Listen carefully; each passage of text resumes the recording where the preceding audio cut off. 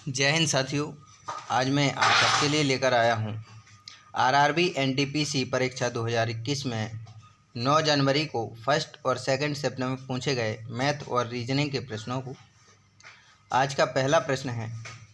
प्रश्न में दिया है कि कुल गेंदों की संख्या 11 है, जिसमें 6 सफ़ेद, 2 काली और 3 लाल गेंदें हैं। सफ़ेद गेंदों की संख्या 6 है और प्रश्न में पूछा है कि सफ़ेद गेंद ना आने की आपको प्रायिकता बतानी है। पहले तो निकाल लेते हैं कि सफ़ेद गेंद आने की प्रायिकता कितनी है। तो सफ़ेद गेंदें हैं 6 और टोटल गेंदें कितनी हैं 11। क्या करेंगे, 6/11 हो जाएगी सफ़ेद आने की प्रायिकता। फिर कह रहा है सफ़ेद गेंद ना आने की प्रायिकता बतानी है, तो 1 - 6/11 कर देंगे। तो 11 में से 6 जाएगा तो 5 बचेगा, बटे में 11। कितनी प्रायिकता हो जाएगी, सफ़ेद गेंद ना आने की प्रायिकता हो जाएगी 5/11। ये हमारा आंसर हो जाएगा। अगला प्रश्न में दिया है शांत जल में नाव की चाल 14 किलोमीटर प्रति घंटा है। धारा की दिशा में 1 घंटा 45 मिनट में 28 किलोमीटर जाती है, तो धारा की चाल बताइए। नाव की चाल 14 किलोमीटर प्रति घंटा है और धारा की चाल जो है x किलोमीटर प्रति घंटा है। अब कह रहा है धारा और नाव की चाल अगर 1 घंटा 45 मिनट तक चले तो कितनी दूरी तय करती है, 28 किलोमीटर। तो x + 14 गुणा 1 घंटा 45 मिनट को सॉल्व करेंगे तो 1 सही 45/60, तो कट जाएगा, कितना बचेगा 3/4। निकल के कितना आ जाएगा, x + 14 गुणा 1 सही 3/4 बराबर कितना है 28 किलोमीटर गई थी। 4 एकम 4 और 4 + 3 कितना हो जाएगा 7, तो 7/4 का गुणा x + 14 से बराबर में 28 किलोमीटर। 4 का गुणा हो जाएगा 28 से और 7 का गुणा x + 14 से। तो x + 14 निकालना है तो 28 गुणा 4/7, 7 से काटेंगे 7 चौके 28, 4 चौके 16। x + 14 बराबर कितना निकल के आया 16। तो धारा की चाल x बराबर 16 में से नाव की चाल हटा देंगे तो धारा की चाल पता चल जाएगी कि कितनी है, 2 किलोमीटर। ये हमारा आंसर हो जाएगा कि जो धारा की चाल है ये 2 किलोमीटर प्रति घंटा है। अगला प्रश्न, दिलीप ने अमरजीत के 9% वार्षिक साधारण ब्याज पर 24,000 रुपये दिए। तो दिलीप है, इसने अमरजीत को 9% वार्षिक साधारण ब्याज दर पर 24,000 रुपये उधार दिए। फिर कह रहा है कि अमरजीत 3 वर्ष बाद कितना भुगतान करेगा। साधारण ब्याज का सूत्र क्या होता है, मूलधन गुणे दर गुणे समय बटे 100। तो 24,000 गुणा 9% दर है, समय 3 वर्ष है, बटे में 100%। तो 2 जीरो से 2 जीरो कट जाएंगे, बचेगा कितना 240 गुणा 9 गुणा 3। 240 का गुणा 9 से करेंगे तो कितना आएगा 2160, गुणा करना है 3 से, कितना हो जाएगा 6480 रुपये। ये तो हुआ साधारण ब्याज। लेकिन प्रश्न में पूछा है कि 3 वर्ष बाद कितना भुगतान करना पड़ेगा। तो मिश्र धन पूछ रहा है, तो मिश्र धन बराबर क्या होता है, मूलधन प्लस साधारण ब्याज। तो 24,000 और ब्याज कितना है 6480, जोड़ देंगे तो कितना हो जाएगा 30,480 रुपये। अगला प्रश्न में दिया है दो संख्याओं का लघुत्तम महत्तम समावर्तक का 91 गुना है, यानी लासा 91x है और मासा x है। महत्तम समावर्तक प्लस लघुत्तम समावर्तक का योग कह रहा है 2760 है।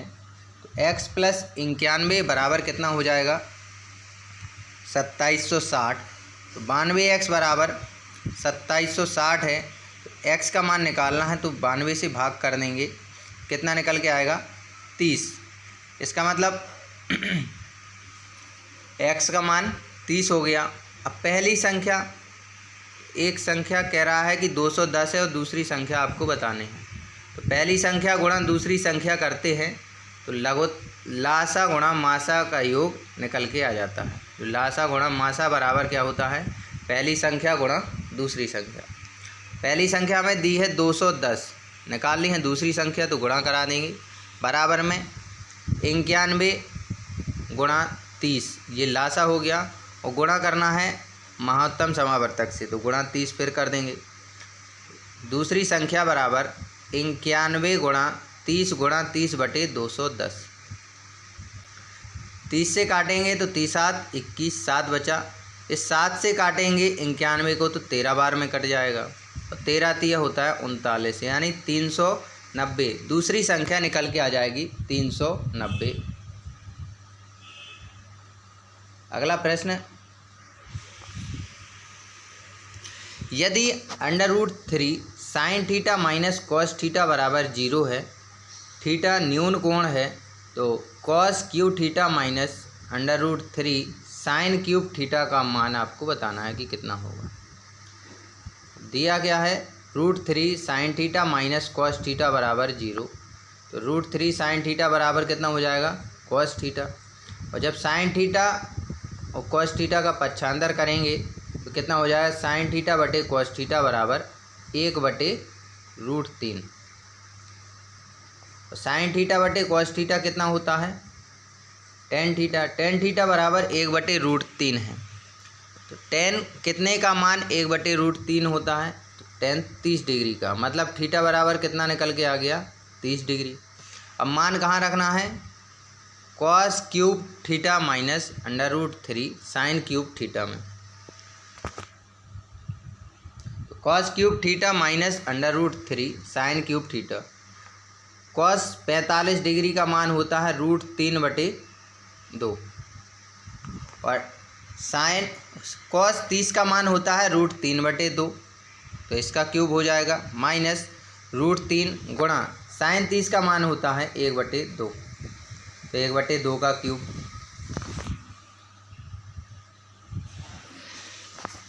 यहाँ जब क्यूब हटाएंगे तो क्या हो जाएगा, 3√3/8 माइनस का ये √3 दिया है, और यहाँ 1/2 का क्यूब था तो 1/8 हो जाएगा, तो √3/8। 3√3/8 माइनस √3/8 अगर घटाएंगे तो कितना बचेगा, 3 में से 1 जाएगा तो कितना बचेगा, 2, तो आंसर निकल के आएगा 2√3/8। अगर इसे और सॉल्व करना है तो 2 से 2 कटता है और 8 भी कटता है, निकल के कितना आएगा, √3/4। तो ये हमारा आंसर हो जाएगा √3/4। अगला प्रश्न में दिया है दो संख्याओं का योग, जो 2 अंकों की संख्या है 10x + y। पहले कह रहा है कि दोनों का योग है 6, x + y बराबर 6 है। अगर संख्याएं पलट दें तो 10y + x बराबर जो पहले संख्या थी, फिर अगर उसी संख्या को पलट दें तो संख्या पहली संख्या के 2 गुणा से 6 कम है। तो जो पहली संख्या थी इसके 2 गुना से 6 कम कौन सी हो जाएगी, दूसरी संख्या। तो 10y + x बराबर 10 दूनी 20x + 2 गुणा y, तो 2y माइनस के 6। 20x में से x जाएगा तो 19x, और 10y में से 2y जाएगा तो 8y बराबर 6 आ गया। अब इनको करना है बराबर, यहाँ दिया है 8y, यहाँ दिया है y, तो समीकरण 1 में 8 से गुणा करा देंगे, कितना हो जाएगा, 8x + 8y बराबर 8 × 48। और दूसरा समीकरण दिया था 19x - 8y बराबर 6। x का मान अगर निकालना है तो दोनों को जोड़ देंगे, तो 8 और 19 कितना हो गया, 27x। 48 और 6 54। x बराबर कितना हो गया, 2। जब x बराबर 2 है तो समीकरण 1 में क्या था, x + y बराबर 6। तो x का मान रख देंगे तो y का मान कितना निकल के आ जाएगा, 4। फिर निकालना क्या है, कह रहा है कि जो पहली संख्या थी वो बताइए कि पलटने से पहले जो संख्या थी वो आपको बतानी है। तो अभिष्ट संख्या क्या है? 10 गुणा 2 प्लस 4, 10x प्लस वाई थी, तो 10 गुणा 2 प्लस 4, तो 10 दूनी 20 और 4 24। तो पहली संख्या थी हमारी 24। जब इसको पलटा 24 से कितना हो गया? 42। फिर कह रहा है ये 2 गुने से 6 कम है, तो 24 दूनी 48, 48 माइनस 6। तो सही है कि पहली संख्या 24 थी, बाद में कितनी हो गई? 42। तो 2 गुने से 6 कम। अगला प्रश्न,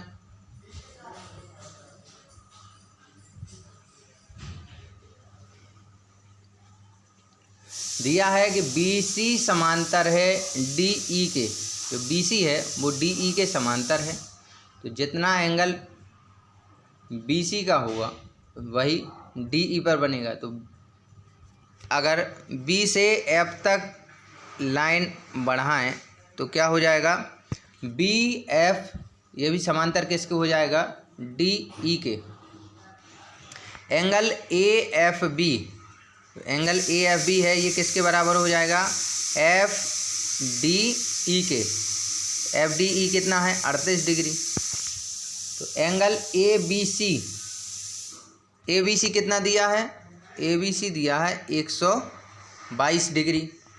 तो एंगल ABC बराबर 122 है, तो एंगल ABF, जो एंगल ABF है ये निकालना है। तो 180 में से 122 घटा देंगे तो कितना निकल के आ गया? 58। 58 हमें पता चल गया कि ये 58 है, ये 38 है, तो x का मान निकालना था। तो 180 में से 58 और 38 घटा देंगे तो हमें x का मान पता चल जाएगा कि कितना है। त्रिभुज AFB में angle A plus angle F plus angle B बराबर कितना है? 180 डिग्री। एंगल A बराबर कितना है? x, F बराबर 38 है और B बराबर 58 बराबर 180 डिग्री।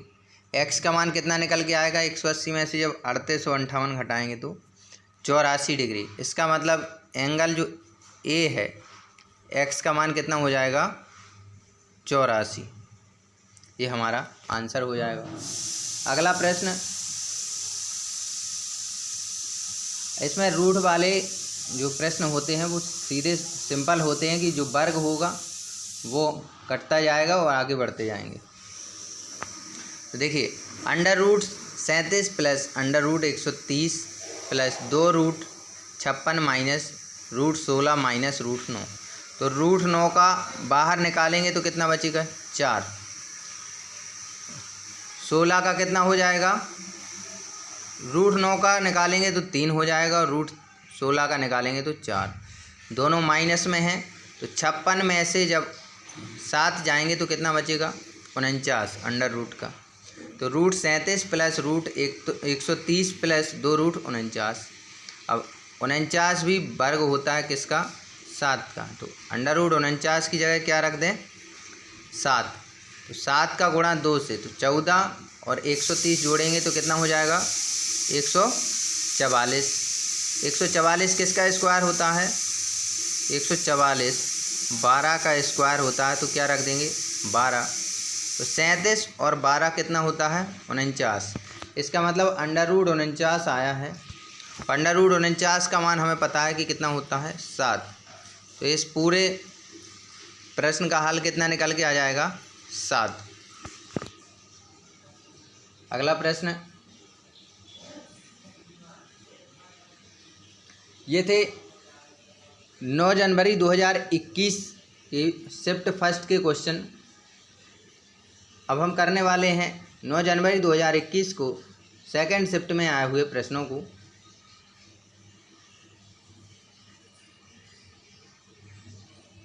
प्रश्न में कह रहा है, गोलाकार गुब्बारे की त्रिज्या पहले 5 सेंटीमीटर थी।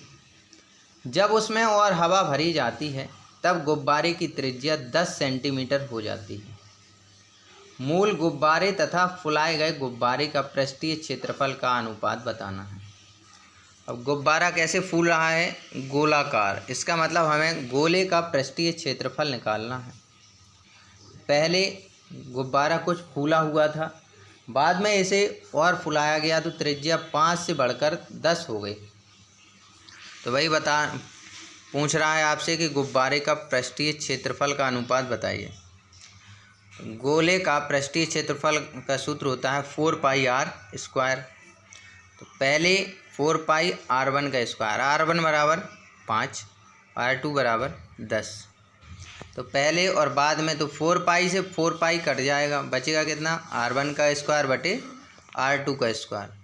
r1 बराबर 5 का स्क्वायर 25 और r2 बराबर 10 का स्क्वायर 100। तो 25 एकम 25 और 25 चौके 100। तो अनुपात कितना निकल के आएगा? 1:4। जो पहले गुब्बारा फूला था उसका बाद में और फुलाए गए गुब्बारे से अनुपात 1:4 है। अगला प्रश्न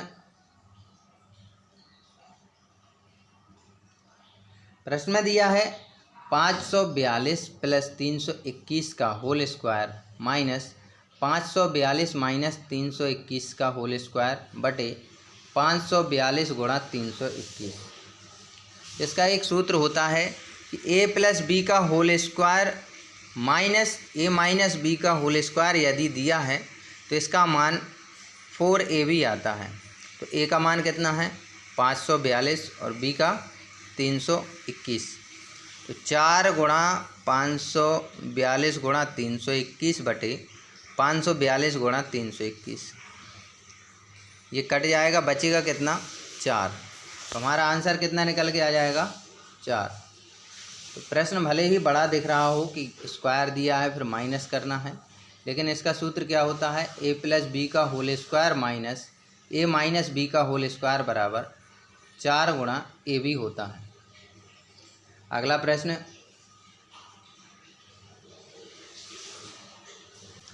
कोई होम डेकोरेशन वाला है, कह रहा है होम डेकोर का अंकित मूल्य 130 रुपये है या 130% है। जैसे कोई वस्तु 100 रुपये में खरीदी, फिर उसका अंकित मूल्य कितना रख दिया?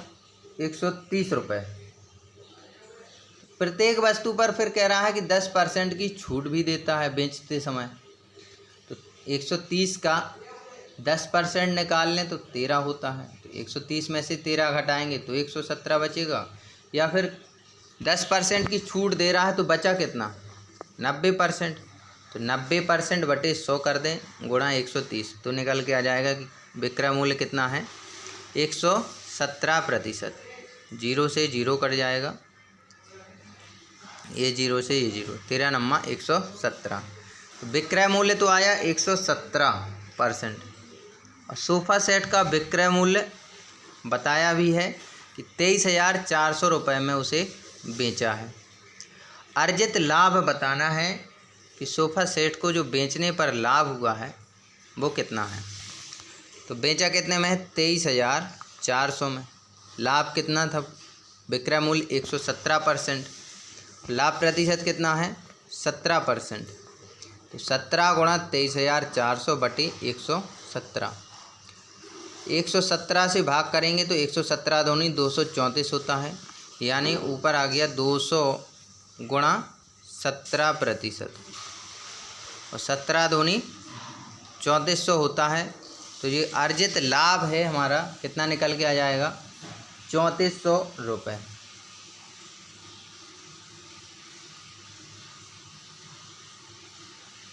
अगला प्रश्न कह रहा है 16 आदमी किसी कार्य को 24 दिन में कर सकते हैं, वही कार्य 24 महिलाएं 32 दिन में कर सकती हैं।